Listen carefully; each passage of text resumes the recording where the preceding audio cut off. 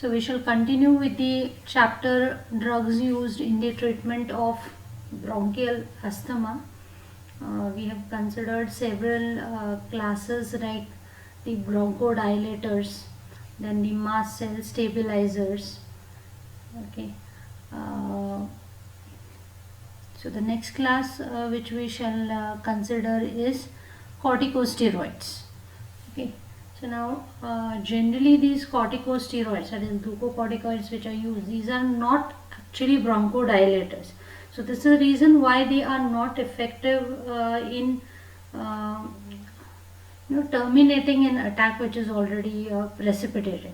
Rather, these are the drugs which will modify the basic pathophysiology of the disease. That is, they have effects like reduction in the bronchial hyperreactivity, which is a very characteristic feature of bronchial asthma. Then mucosal edema, that can also be reduced.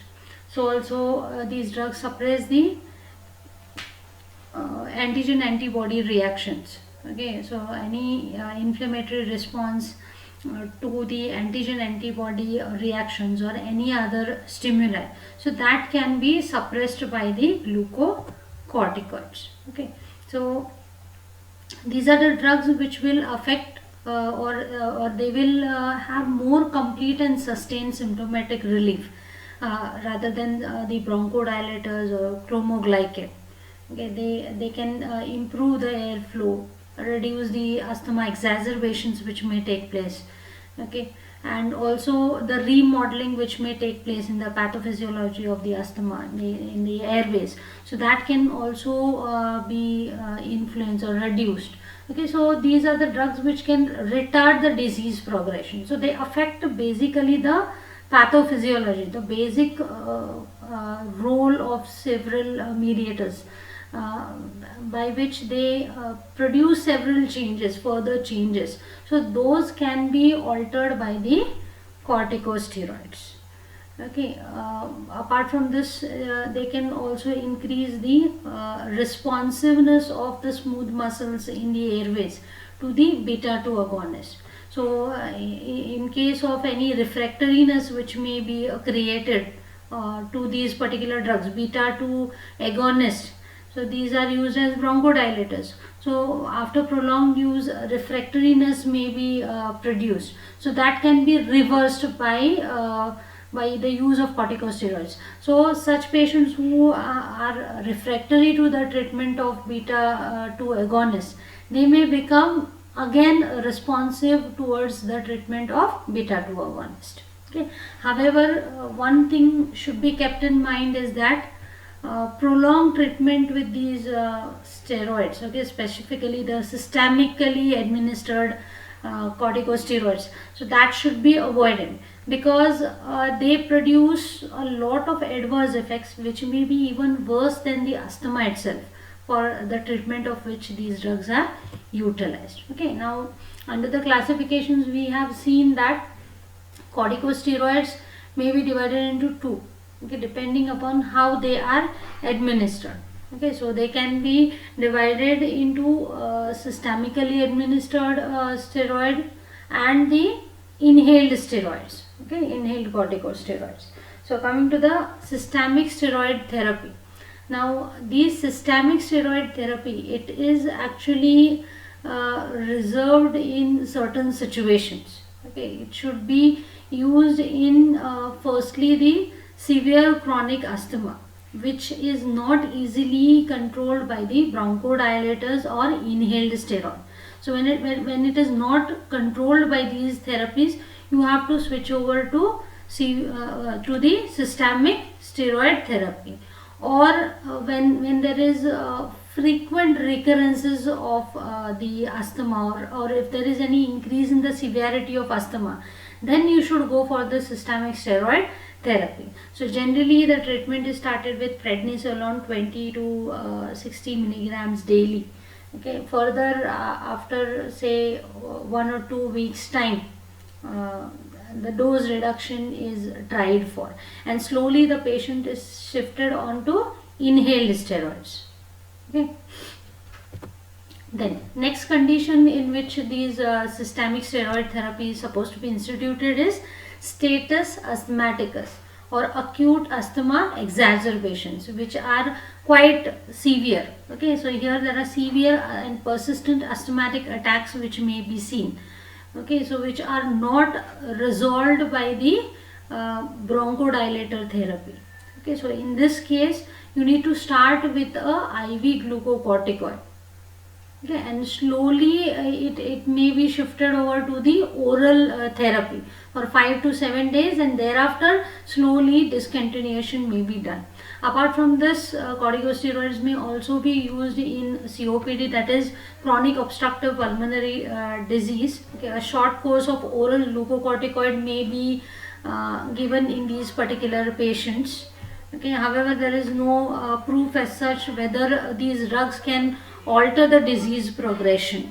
Okay, of corticosteroids is inhaled steroids. So these glucocorticoids, which are classified as inhaled steroids, these generally have a high topical activity, okay, and a low systemic activity. So such agents are preferred as inhaled steroids, okay, because they have poor absorption, okay, or marked first pass metabolism. So even if they are absorbed systemically, they will get metabolized very quickly, so that they produce minimum systemic effects. Okay, so generally the early disease, it is characterized by the airway inflammation, okay, and bronchial remodeling. It starts developing from right in the beginning of the pathophysiology of this particular condition.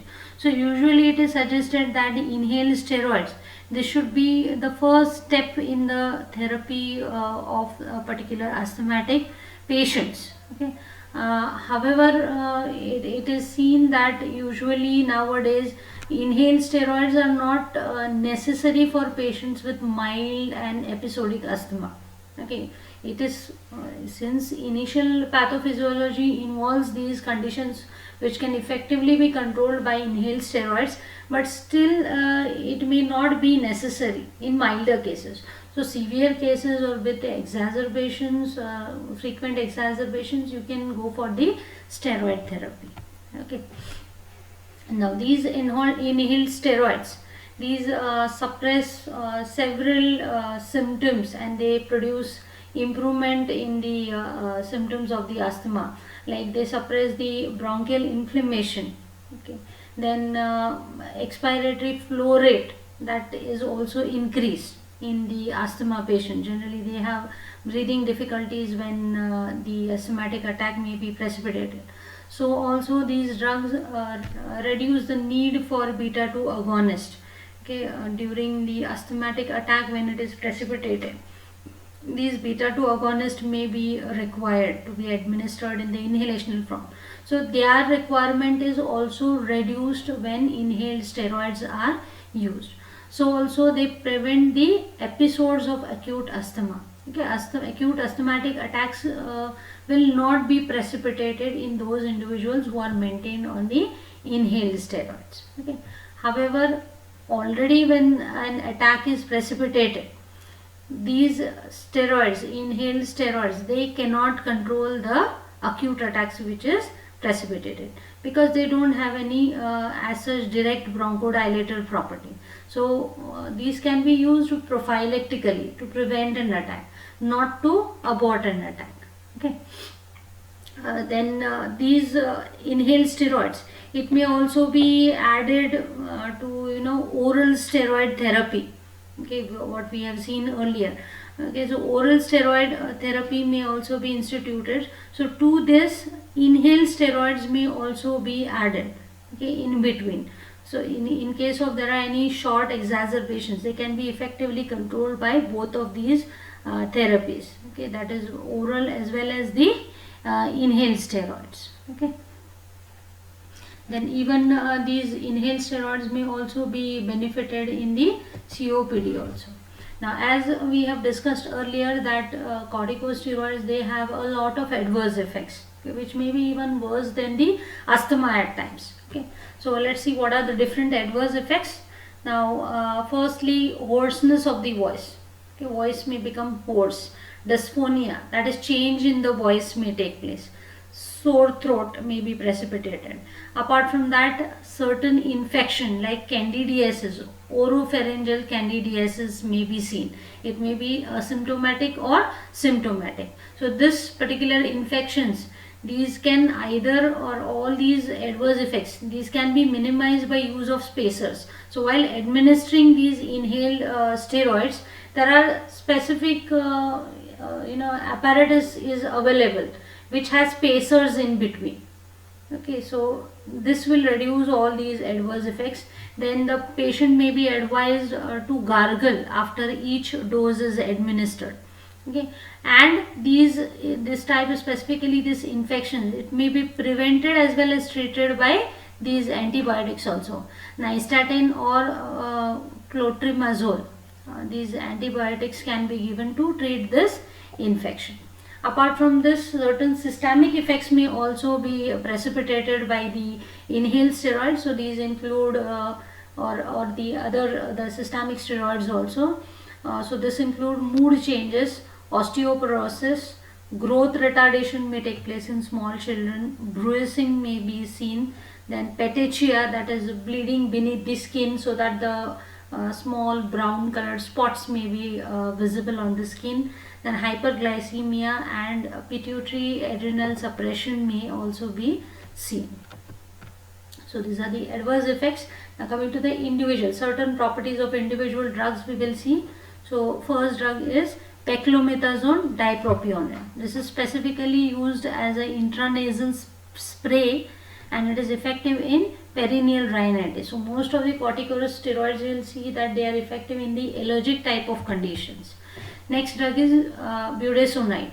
And this particular glucocorticoid, it has a high topical to systemic activity ratio. That means it acts more topically.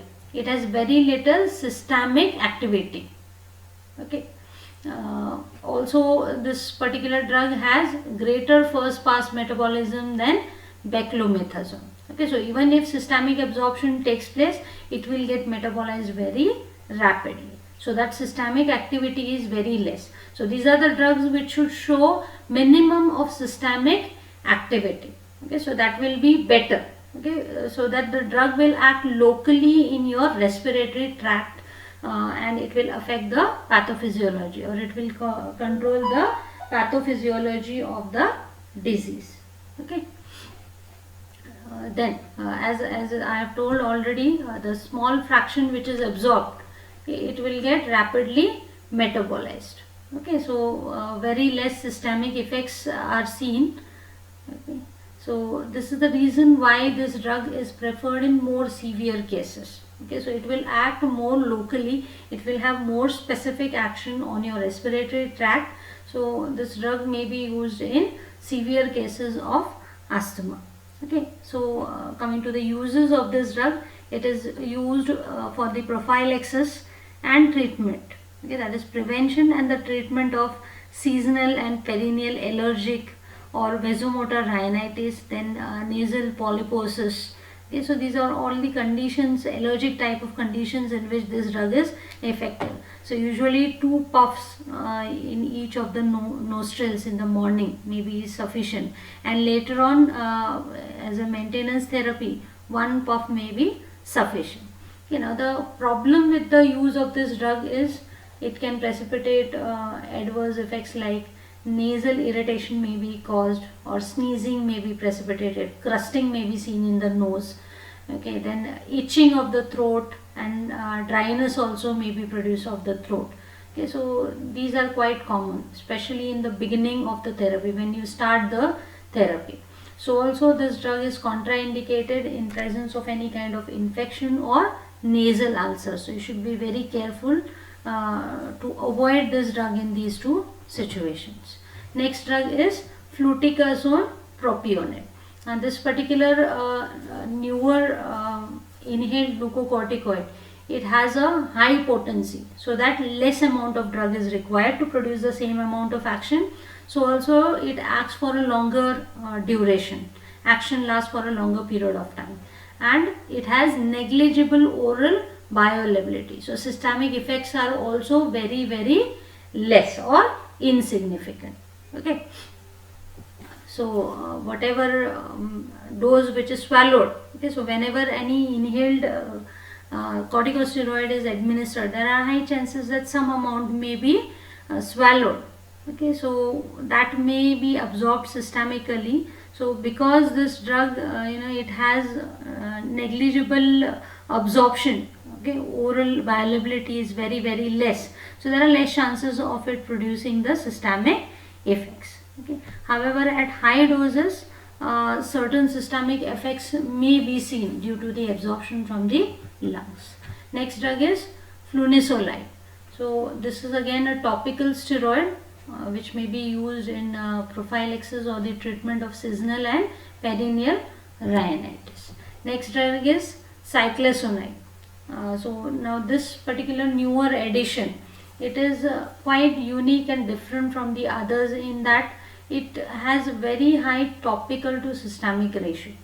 Okay, that is, it is more acting topically as compared to systemically. Very negligible systemic effect is seen with this particular drug, and that too the mechanism by which it is more selective towards the topical action, that is also quite novel, right? Okay, a novel approach is seen over here, in that this drug is actually a prodrug. That means it gets activated by metabolism once it is inside the body.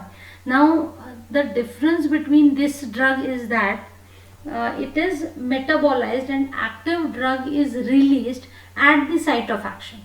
Okay, that is in the bronchial epithelium. This particular drug cyclesonide, it will get cleaved by the esterases locally in the bronchial epithelium, and it will release the active drug in the bronchial epithelium. So the active metabolite which is generated is site specific. Only at that particular site the active metabolite will be generated. Okay. Even after absorption from the lungs, the oral bioavailability is less than 1%. Okay, so this is one more advantage. Okay, bioavailability is very less. So even if it is absorbed, its bioavailability is very less. So less amount will reach the systemic circulation. Even further, whatever reaches the systemic circulation, it is extensively bound to plasma protein, and we all are aware that any drug which is bound to plasma proteins, it is not available for action. Okay, so it remains bound to the plasma proteins, and it will keep the drug restricted in your blood circulation. It will not be exposed to the vital organs or all the tissues and organs. Okay, so this is the reason why the systemic actions with this particular drug is very negligible. Okay, so this finishes the corticosteroid class. The next one is anti-IgE antibody. There is only one example over here, that is omalizumab. It is a humanized monoclonal antibody against IgE. Okay, now this particular omalizumab, it is administered subcutaneously. So once it is administered, it will start neutralizing this free IgE which is available in the circulation. Okay, so when all these IgEs are neutralized, so it is not available to bind to the mast cells. So once this IgE binds to the mast cells, it will start releasing the mediators. So since free IgE is not available, it is neutralized by omalizumab. So very little IgE is available, so that the mast cells, they will not get degranulated, so that there is very less amount of mediators which are released. So it will prevent the release of the mediators, so that bronchoconstriction will not be caused, because the release of the mediators is not taking place. Okay, so usually this particular drug is used in severe type of extrinsic asthma. Okay, it can reduce the exacerbations. Okay, and also the requirement of the steroids may also be reduced. However, the drawback of this drug is that it is very expensive because it's a monoclonal antibody. So procedures are quite costly. Okay, so it makes the drug very expensive. So this is the reason why the drug is reserved for the resistant type of asthma. Okay, wherein specifically IgEs are involved, raised IgEs. Okay, and frequent hospitalization is required. So in such situation, this particular drug is reserved. So this finishes the individual drugs. Now one last part wherein inhaled asthma medications are discussed. Okay, now as such here details about the drugs are not discussed. Okay, there are only 4 classes of the drugs which are administered in the inhaled form. That is beta 2 agonists, that is sympathomimetics, anticholinergics, okay, chromoglycate and glucocorticoids. So if a note is asked on inhaled asthma medication, you need to discuss this class. Now we are not going to discuss all this again because we have already discussed the pharmacology in detail in the earlier lectures. Okay, so if a note is asked on inhaled asthma medication, you need to write the pharmacology of these 4 drugs and the classes. Okay, how they are beneficial in the inhaled form. Okay, so the main idea behind this type of medication, that is inhaled medication, is that the drug is delivered directly to the site of action. So when you inhale, your drug will reach directly into your bronchial tree, and that's where exactly the pathophysiology of your asthma lies, right? So your drug is directly delivered at the site of action. Okay, so because it is released directly at the site of action, the requirement of the dose is also lowered, so less amount of drug may be required. So also systemic side effects are also minimized. Mostly nowadays the patients are maintained on the inhaled medications only. Okay, wherever required, the systemic drugs are utilized. Otherwise the patients are mostly maintained on the inhaled medications. Now over here there are 2 types of aerosols which are preferably used for the delivery of this inhaled asthma medication. So either the drug is in the solution form, so for this meter dose inhalers or nebulizers may be used, or the drug may be in the form of a dry powder. So for the administration of the drug in the dry powder form, spinhalers or rotahalers are available. Okay, so these meter dose inhalers, they usually use this chlorofluorocarbon or hydrofluoroalkane as a propellants. Okay, actually these are banned right now, okay, because they damage the ozone layer, but usually you all must have covered under the aerosols. Okay, that certain propellants are used so that the proper dose of the drug is delivered, okay, in the form of a spray. Okay, now while using these aerosols, you should be very careful while advising the patient that whenever they actuate the drug, the patient should inhale it very quickly. Okay, so you need to teach the patient how to administer the drug. Okay, because wrong usage may end up the drug may not reach the site of action. Okay, so you should train the patient how to use this meter dose inhalers. Now as earlier also we have discussed that spacer, this will improve the delivery of the drug. Okay, it becomes more appropriate. So there is a spacer, that is a chamber in between the inhaler and the patient's mouth, so that there is a better delivery of the drug towards the patient.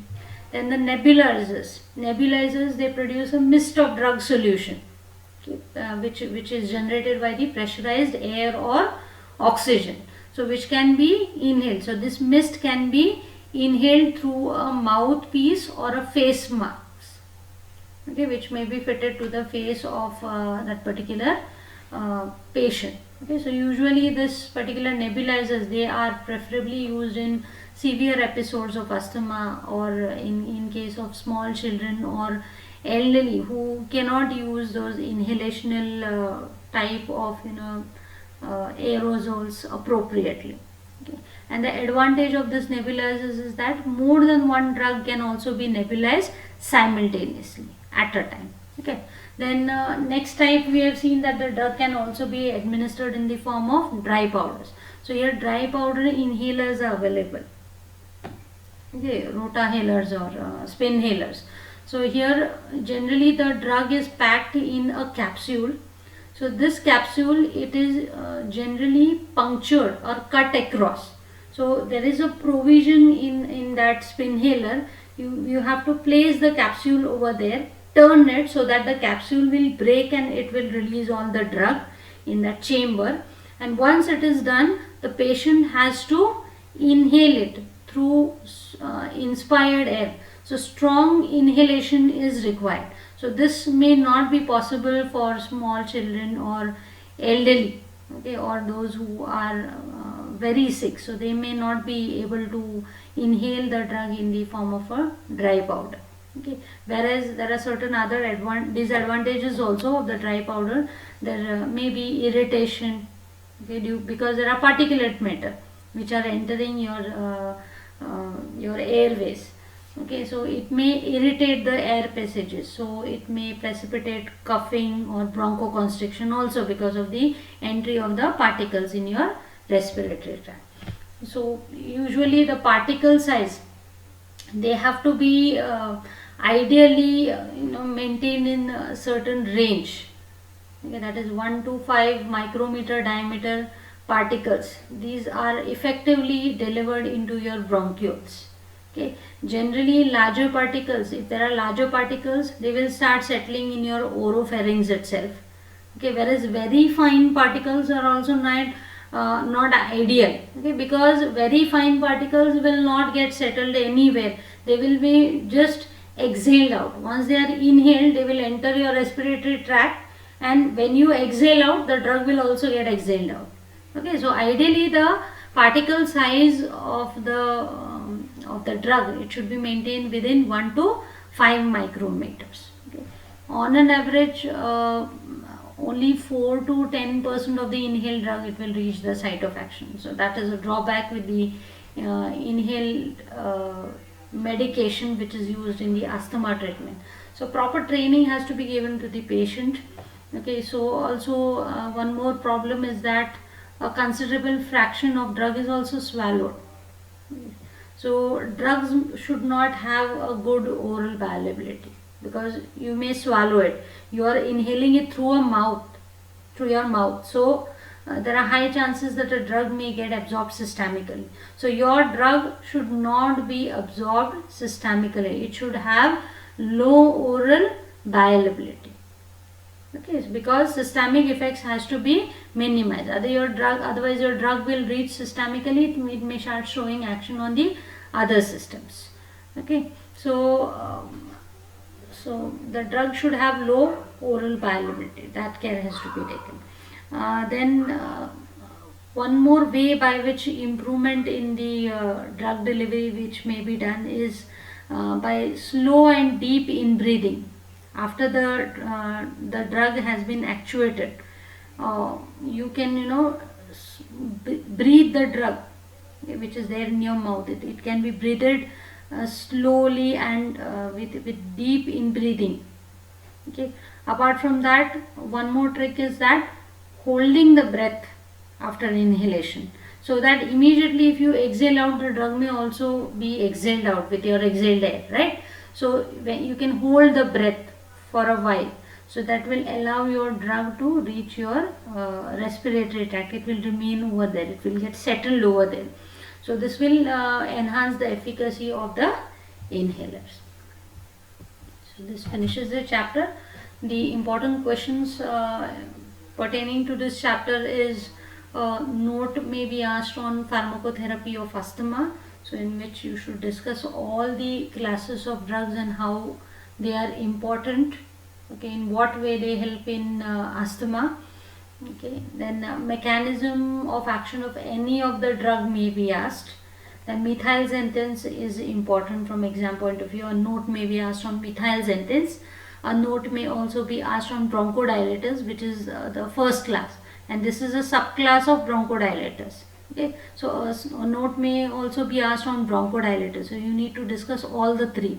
sympathomimetics, methylxanthines, and anticholinergics. Then another important question is inhalational anti-asthmatics, okay, or inhaled asthma medication.